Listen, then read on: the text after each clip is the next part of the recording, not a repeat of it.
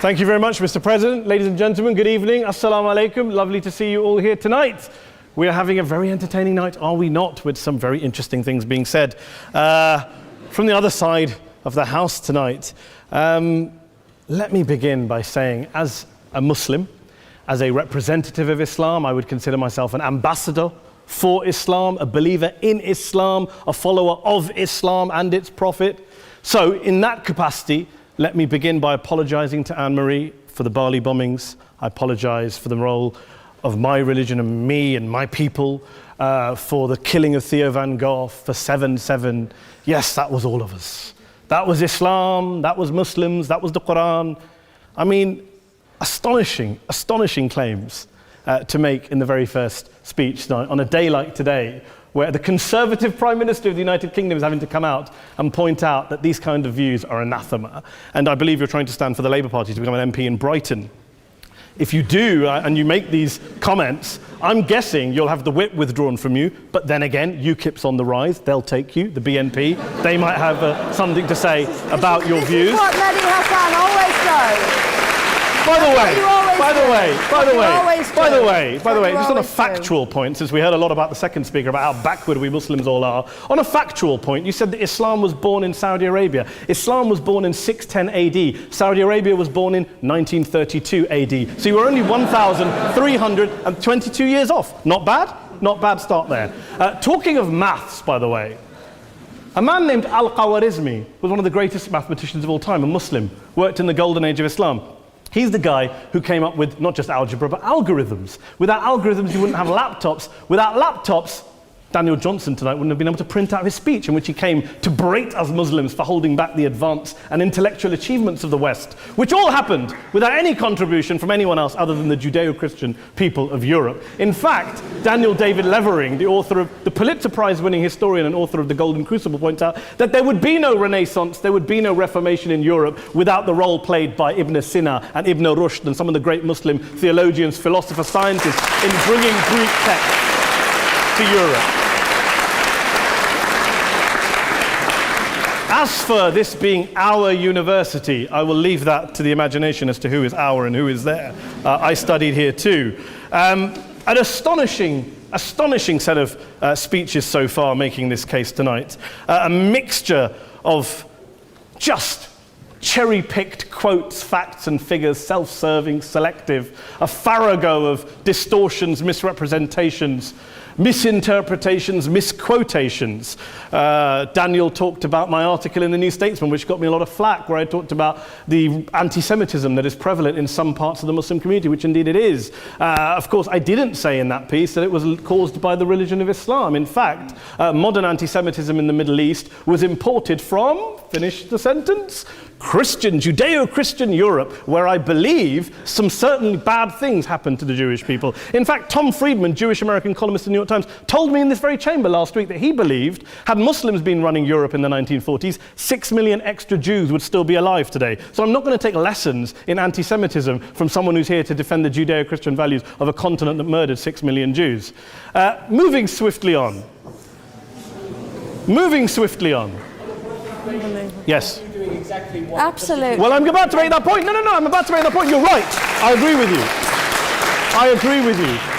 you 110%. That is my point. I don't think Europe is evil or bad. I'm a very proud European. I don't want to judge Europe on that basis, but if we're going to play this gutter game where we pull out the Bali bombing and we pull out examples of anti-Semitism in the Islamic community, then of course I'm going to come back and say, well, hold on. I mean, look, let's be very clear. Daniel here was a last-minute replacement for Douglas Murray, who had to pull out. And Douglas and I have a well-documented differences, but to be fair to Douglas, as to be fair to Anne-Marie and to Peter, atheists.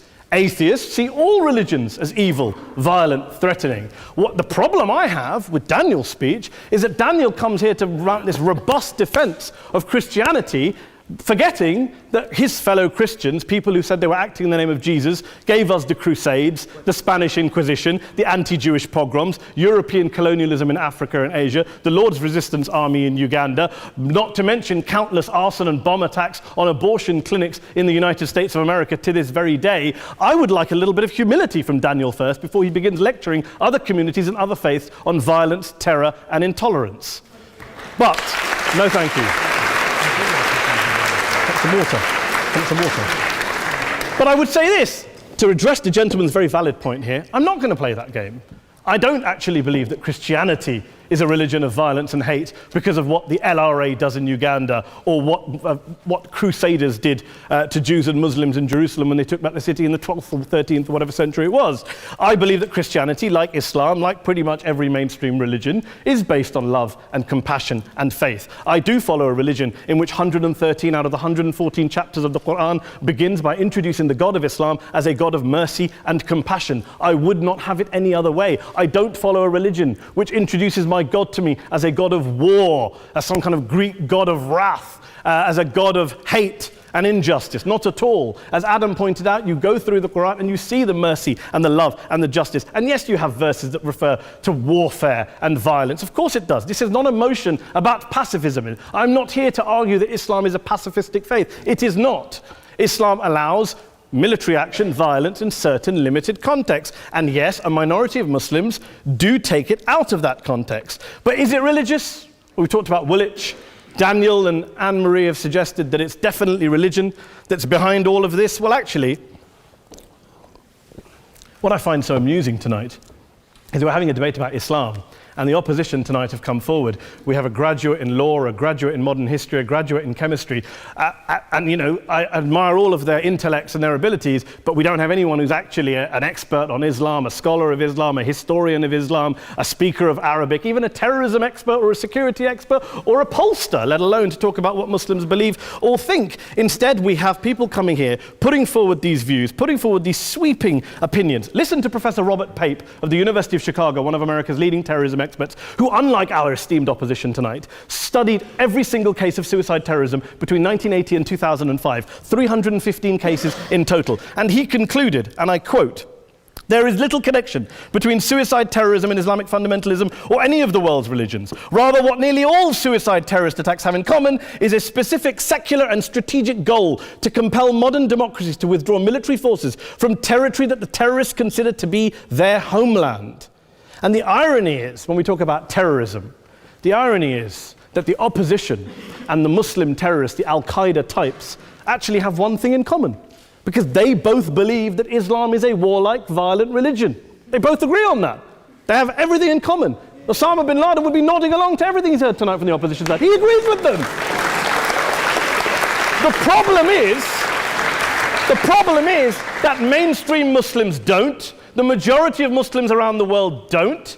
In fact, a gentleman here started quoting all sorts of polls. Gallup carried out the biggest poll of Muslims around the world, of 50,000 Muslims in 35 countries. 93% of Muslims rejected 9/11 and suicide attacks. And of the 7% who didn't, they all, when polled and focus grouped, cited political reasons for their support for violence, not religious reasons. And as for Islamic scholars and what they say, well, Daniel talks about our University of Oxford. We'll go down to Oxford Centre for Islamic Studies, get hold of a man named Sheikh Afifi al-Akiti, who is a massively well-credentialed and well-respected Islamic scholar, who has studied across the world, who in the days after 7/7 published a fatwa denouncing terrorism in the name of Islam, calling for the protection of all non-combatants at all times, and describing suicide bombings as an innovation with no basis in Islamic law. Go and listen to Sheikh Tahir al-Qadri, one of Pakistan's most famous Islamic scholars, who published a 600-page fatwa condemning the killing of all innocents and all suicide bombings unconditionally without any ifs or buts. There's nothing new here. This is mainstream Islam, mainstream scholarship, which has said this for years. You don't go out and kill people willy-nilly in the high street or anywhere else, on a bus or a mall, based on verses of the Quran that you cherry-pick without any context, any understanding, any interpretation, or any commentary. Point of information. Please. Well, It doesn't happen, apparently.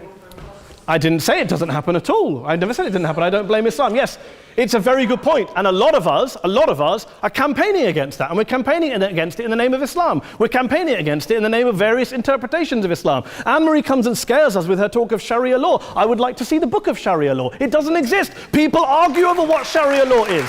And you empower the extremists by saying there is only one version. You empower them all. I don't believe you took any interruptions, Anne-Marie, so I think you should stay there for a moment. Several countries. Here's what we're dealing with. Minority, Here's what we're dealing with. We are dealing, I took your point.